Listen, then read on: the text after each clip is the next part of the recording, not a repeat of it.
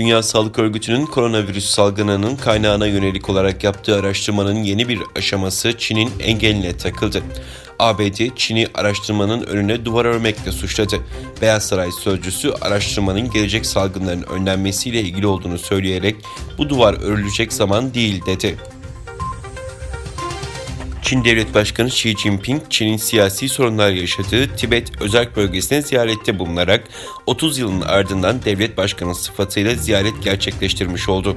BBC'nin haberine göre devlet başkanı Xi, 21 Temmuz çarşamba gününden cuma gününe kadar Tibet'te ziyarette bulundu. Ziyaretin hassasiyeti nedeniyle basına dün bilgi verildi.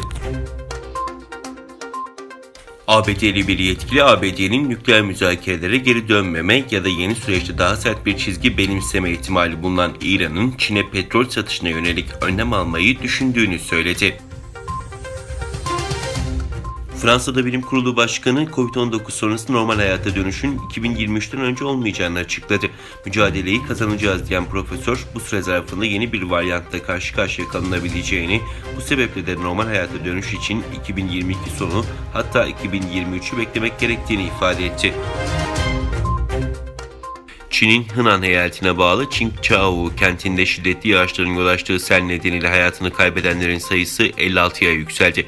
Su tahliyesi ve çamur temizleme çalışmalarının sürdüğü Qingzhou'daki maddi kaybın yaklaşık 10 milyar doları bulduğu kaydedildi.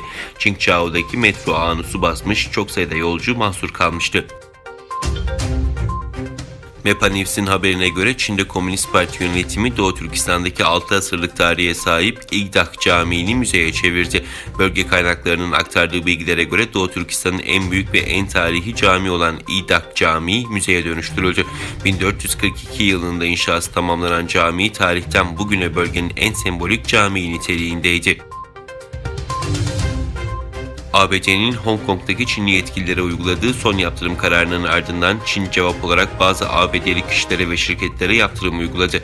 Yaptırım kararı verilen kişiler arasında ABD'nin eski Ticaret Bakanı da yer alıyor. Karşı yaptırımlar ABD Dışişleri Bakanı Yardımcısının kritik Çin ziyareti öncesinde geldi.